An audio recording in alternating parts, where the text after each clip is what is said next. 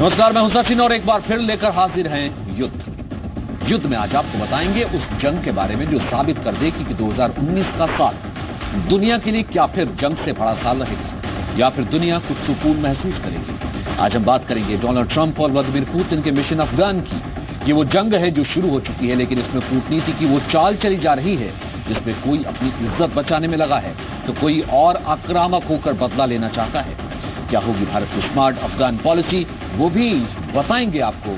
देखते हैं युद्ध।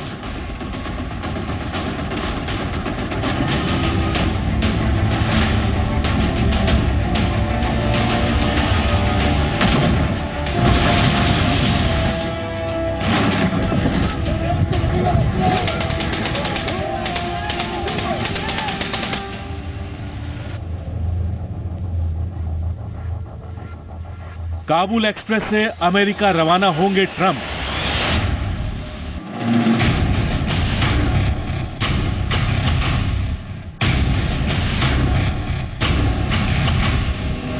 की मेजर शर्त ये थी कि बाहर के ट्रूप्स, अमेरिकन ट्रूप्स वहां से जाएं। अब अमेरिकन अपनी आधी फौज से ज्यादा तो विड्रॉ ही कर रहे हैं।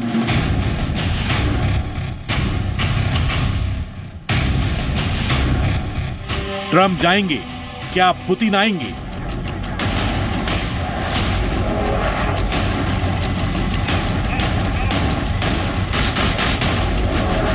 आतंकियों को अमेरिका की रोजगार गारंटी।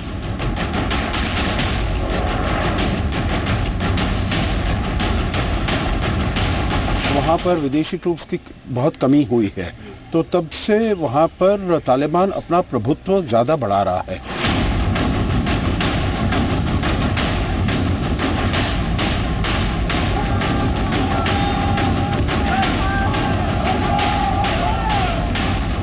ट्रंप के जॉब ऑफर से क्या सुधरेगा तालिबान?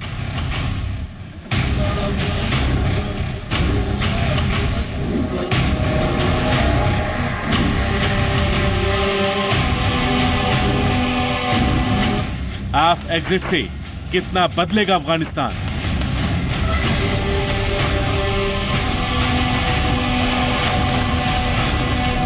काबुल में तालिबान रिटर्न।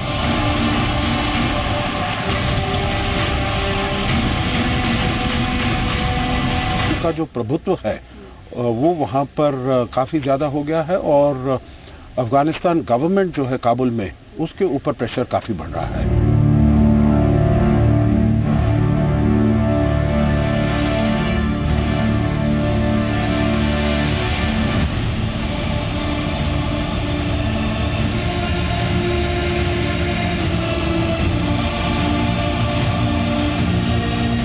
बैकफुट पर अमेरिका, रूस के हौसले बुलंद।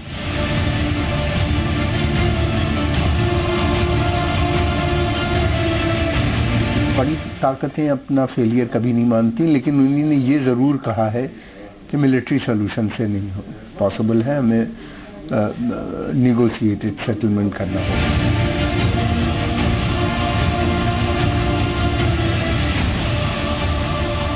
चेहरा बचाकर कैसे बाहर निकलेंगे ट्रंप?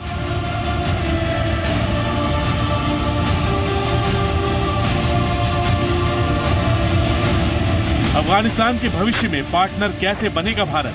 अगर तालिबान वहां आते हैं तो इस्लामिक मिलिटेंसी सीधे भारत पे उसका असर पड़ेगा। वहां पे एक बड़ा अड्डा उनका बनेगा। तालिबान एक ऐसी फोर्स है जो भारत के बहुत खिलाफ है, विरोधी फोर्स है।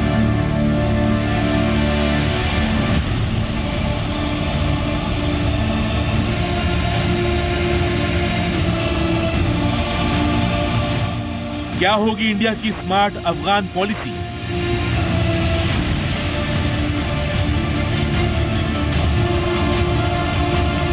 कौन भरेगा काबुल का वैक्यूम?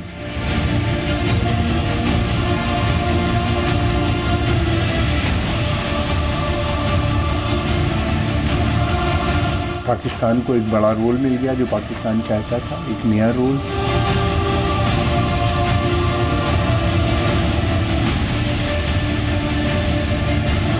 क्या कश्मीर में तालिबान ट्रांसफर करेगा पाकिस्तान?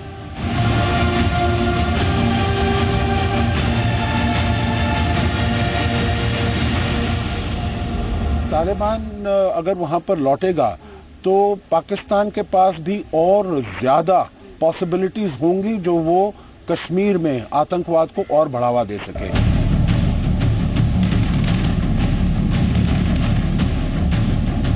2019 के सबसे बड़े युद्ध की तस्वीर।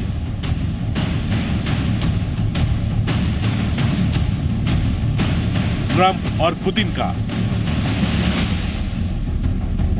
मिशन अफगान।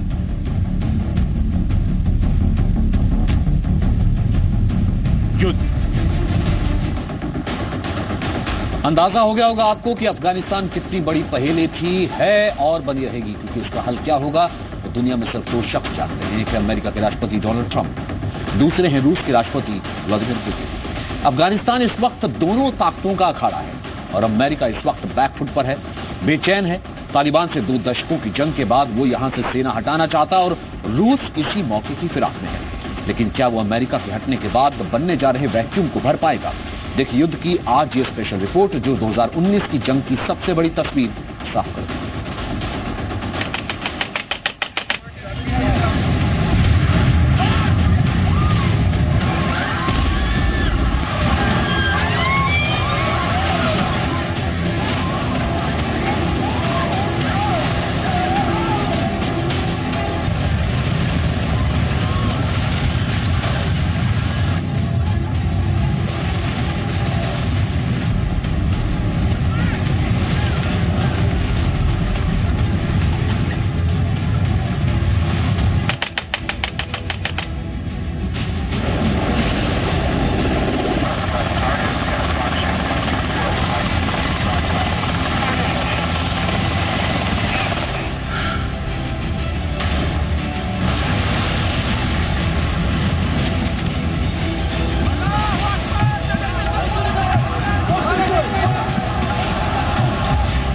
सत्रह साल, 2 महीने और 3 हफ्तों से ज्यादा का वक्त बीत चुका है।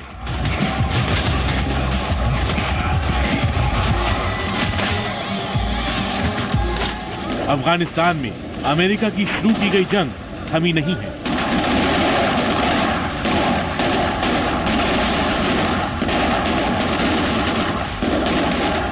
तालिबान के बम धमाके, घात लगाकर हमले आज भी जारी हैं।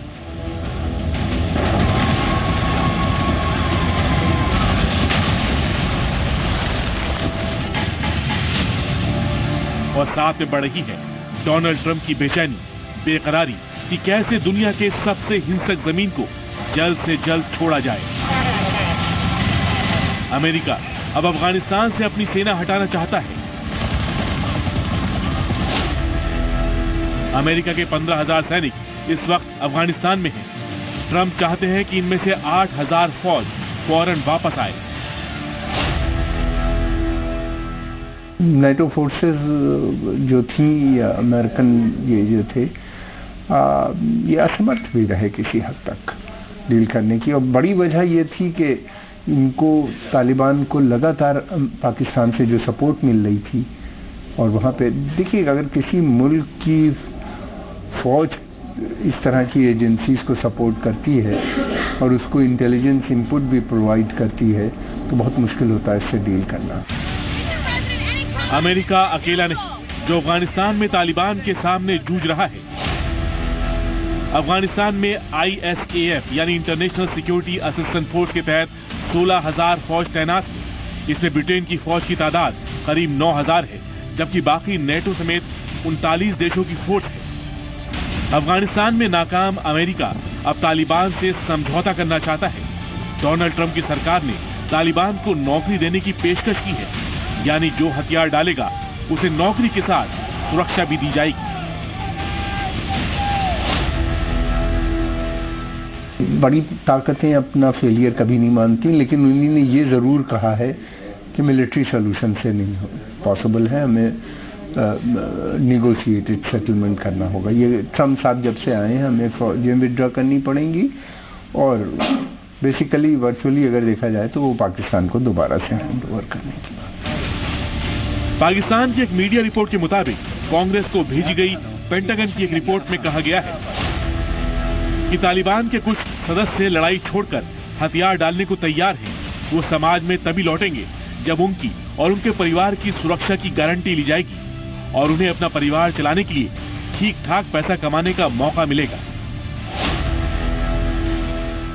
अगर तालिबान के साथ बातचीत हो, तालिबान नेगोशिएटिंग टेबल पर आए और जो काबुल में सरकार है उसके साथ उनकी बातचीत हो, तो अमेरिका कह सकता है जो हमने विजय प्राप्त कर ली है, हमने वहां पर शांति स्थापित कर ली है और वो हमारे लिए, अमेरिका के लिए कोई खतरा नहीं होगा। 17 सालों में जंग ने अमेरिका के $1 ट्रिलियन को धुआं बना दिया है। ट्रंप सीरिया से फौज हटाने का हुक्म जारी कर चुके हैं और साथ में अफगानिस्तान से भी अमेरिका की फौज हटाई जाएगी। ट्रंप पर बहुत दबाव है। अमेरिका की अर्थव्यवस्था में इराक और अफगानिस्तान युद्ध ने बड़ा नुकसान पहुंचाया है। ब्यूरो रिपोर्ट, जी मीडिया। अमेरिका में 9/11 के आतंकी हमले के बाद अफगानिस्तान दुनिया में युद्ध का एक ऐसा मोर्चा बन गया जिसने तालिबान को पूरी तरह अलग थलग कर दिया। सिर्फ 3 देशों के साथ उसका संपर्क रह गया, सऊदी अरब, यूएई और पाकिस्तान। काबुल से तालिबान की हुकूमत तो चली गई, लेकिन अफगानिस्तान और दुनिया के लिए आज भी खतरा बना हुआ है।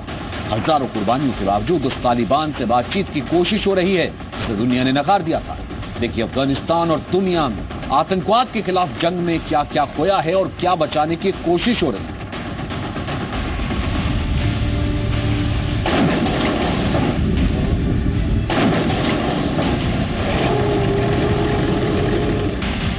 – 2001 में अमेरिका ने तालिबान के खिलाफ जो जंग शुरू की थी, उसने काबुल से तालिबान की हुकूमत तो खत्म की, लेकिन अफगानिस्तान पर तालिबान का साया बरकरार है, वो बढ़ता जा रहा है।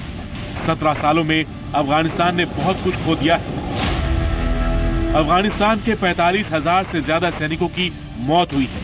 अमेरिका के 2,400 से ज्यादा सैनिक, जबकि नेटो समेत बाकी विदेशी सेना के 1,100 से ज्यादा फौज मारी गई है।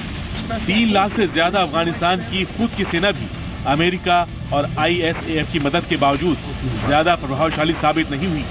तालिबान अफगानिस्तान की सेना को खास तौर से निशाना बनाता आया है, लेकिन अफगान आर्मी का हौसला बुलंद है। आज तालिबान के खिलाफ कई ऐसे मुश्किल ऑपरेशन हैं जिन्हें अफगान सेना खुद अंजाम दे रही है।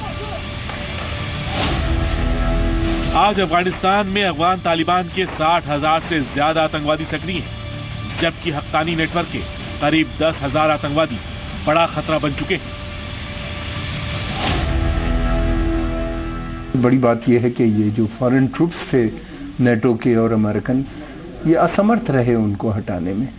असमर्थ रहने का एक सबसे बड़ा कारण दो कारण हैं। एक तो ये कि अफगान आर्मी बहुत ज़्यादा ट्रेनिंग नहीं मिली और उसके पास अच्छे वेपन भी नहीं है, वरना वो लड़ रही है। हमने देखा है जहाँ भी होता है वो जाते हैं, बाकायदा लड़ते हैं, काफ़ी डिसिप्लिन नज़र आती है। अब लेकिन उसके पास वेपन नहीं है, एयर कवर नहीं रहता, वो अमेरिकन पर डिपेंडेंट रहते हैं। अमेरिकन ने उनको अभी तक नहीं दिया है। साफ है कि ट्रंप जल्द से जल्द अफगानिस्तान से अमेरिका के सैनिकों की वापसी चाहते हैं और इसी वजह से तालिबान से बातचीत पर जोर दिया जा रहा है। अमेरिका वहां से निकलना चाहता है, जिसे वो कहते हैं पीस विद ऑनर, वो डिसग्रेस होकर नहीं जाना चाहते। तो इसीलिए वो चाहते हैं जो अगर तालिबान के साथ बातचीत हो, तालिबान नेगोशिएटिंग टेबल पर आए और जो काबुल में सरकार है उसके साथ उनकी बातचीत हो, तो अमेरिका कह सकता है जो हमने विजय प्राप्त कर ली है, हमने वहां पर शांति स्थापित कर ली है। दरअसल अमेरिका ने तालिबान को काबुल से तो उखाड़ फेंका, लेकिन उसकी पूरी ताकत हमेशा काबुल में बैठी सरकार को बचाने में ही खप गई। पहले हामिद करजई की सरकार और अब अशरफ गनी। कहते हैं कि काबुल से बाहर इनकी हुकूमत नहीं चलती, वहां तालिबान का सिक्का चलता है। काबुल में आज शांति है, तालिबान का आतंक नहीं, लेकिन वो दस्तक देता रहता है।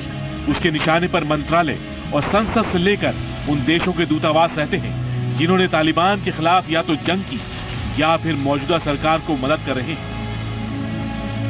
भारत का दूतावास भी हमेशा निशाने पर रहा है। अफगान तालिबान के अलावा हक्कानी नेटवर्क जैसे आतंकी गुट इन हमलों में शामिल रहे। अफगानिस्तान में भारत की चुनौतियां काफी बढ़ चुकी हैं, बढ़ नहीं रही हैं बल्कि बढ़ चुकी हैं। क्योंकि खेल ही पूरी तरह से बदल गया है। और जो रशिया हमारा दोस्त माना जाता था, जो ईरान हमारा दोस्त माना जाता था, आज वो तालिबान के साथ बातचीत कर रहे हैं, तालिबान के साथ समझौता करने की बात हो रही है।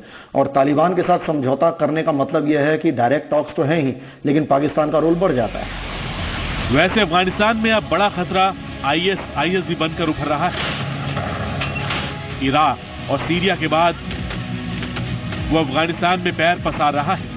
उसके निशाने पर सिर्फ सरकार नहीं बल्कि खुद तालिबान भी है। चौतरफा हो चुकी इस जंग में अब तालिबान को एक अच्छा ऑप्शन बताया जा रहा है। उसके आतंकवाद को भूलकर उसे काबुल की सत्ता सौंपने का समझौता हो रहा है। ब्यूरो रिपोर्ट, जी मीडिया।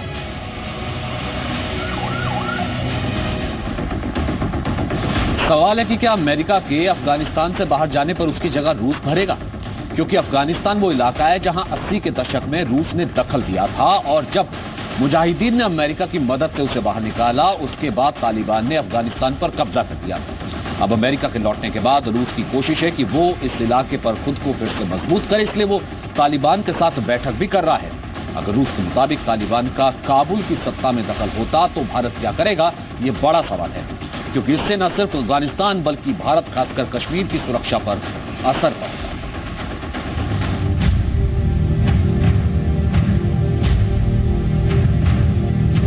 तालिबान को दुनिया ने अफगानिस्तान में आतंक फैलाते हुए देखा। लोकतंत्र का गला दबाते हुए देखा और अब बातचीत के लिए मेज पर भी देख रही है। ये हैं आतंकी तालिबान के वो नुमाइंदे जिनके साथ रूस और मध्य एशिया के देशों ने बातचीत शुरू कर दी है। नवंबर 2018 में इन्हें बाकायदा मॉस्को की दावत दी गई और अफगानिस्तान में सुलह पर बात हुई। नाम दिया गया मॉस्को फॉर्मेट, जिसमें तालिबान को अफगानिस्तान की सत्ता में सीधी भागीदारी की बात की गई। बैठक में अनौपचारिक रूप से भारत भी शामिल हुआ। रूस और 4 मध्य एशियाई देश कजाकिस्तान, किर्गिस्तान, ताजिकिस्तान, उज्बेकिस्तान समेत चीन, पाकिस्तान, ईरान और भारत सभी के काबुल में कूटनीतिक और राजनीतिक हित हैं और अफगानिस्तान में जो शून्य अमेरिका के निकलने के बाद पैदा होगा उससे सभी आगाह भी हैं। अमेरिका को यह रियलाइज हो रहा है कि अफगानिस्तान में पूरी तरह से जीत हासिल करना, और पूरी तरह से जीत हासिल करने का मतलब यह होता है कि तालिबान का सफाया करके हासिल करना, वो असंभव है। इसलिए वो एक तरीके से फेस सेविंग करना चाहता है और वो चाहता है कि किसी भी तरह बिना हार दिखाए वो वहां से विड्रॉ कर सके। देखा जाए तो अफगानिस्तान में अमेरिका फेल हो गया है, इसलिए अब वक्त पुतिन का है और वो चाहते हैं कि अफगानिस्तान में ऐसी सरकार हो जिस पर मॉस्को का हाथ हो। सिचुएशन बिल्कुल पलट गई और जिस तरह रशिया एक जमाने में अफगानिस्तान में आया था और पाकिस्तान और अमेरिका ने मिलकर उसे घेर लिया था, कुछ कुछ वैसी सिचुएशन अब हो गई है। लेकिन इस बार फंसने वाला देश अमेरिका है और घेरने वालों में पाकिस्तान है और रशिया है और ईरान है। तो पाकिस्तान एक कांस्टेंट प्लेयर रह गया, लेकिन अमेरिका को घेरने के लिए और खासतौर पे अपना जो अफगानिस्तान का पुराना बदला चुकाने के लिए रशिया ने इस बार उसको घेर लिया है और तालिबान को सपोर्ट करना शुरू कर दिया है। रूस के अलावा ईरान के लिए भी अफगानिस्तान में ISIS का फैलाव बड़ी फिक्र की बात है। कहने को पाकिस्तान भी परेशान है। रूस सीरिया में बशर अल असद सरकार के पक्ष में खुलकर खड़ा हो गया था। उसके इस कदम से आतंकी संगठन इस्लामिक स्टेट की कमर टूट गई। अब रूस ISIS के निशाने पर है और अगर अफगानिस्तान में ISIS का कब्जा हुआ तो उसका आतंक मध्य एशिया और फिर रूस में भी फैलेगा। तालिबान 2 धड़ों में बटे हुए हैं। एक वो तालिबान है जो चाहते हैं कि बातचीत हो, उनकी कुछ कंडीशंस हैं। उनका मानना ये है कि अगर हम पावर में आ जाएंगे तो सेना पे कब्जा होगा हमारा, हम धीरे धीरे उसको अपनी जो प्योर इस्लामिक स्टेट बनाने का उनका जो कंसेप्ट है वो बनाने में कामयाब हो जाएंगे। दूसरी तरफ वो तालिबान है जो कहते हैं कि नहीं, हमको जिहाद के ही माध्यम से हम स्टेट बनाएंगे और वो अमेरिका से बातचीत करने पे राजी नहीं। ये वो ग्रुप है जो अल-कायदा और दूसरे जो वहाँ पे संगठन है उनसे। चीन भी परेशान है। उत्तरी पूर्व अफगानिस्तान का एक हिस्सा चीन के पश्चिमी हिस्से के करीब है, जहां उसे भी आतंकवाद फैलने का खतरा है। लेकिन सवाल है कि आखिर एक ज्यादा खतरनाक आतंकी गुट ISIS से बचने के लिए कुछ डिग्री कम खतरनाक आतंकी संगठन तालिबान से समझौता क्यों हो रहा है? तालिबान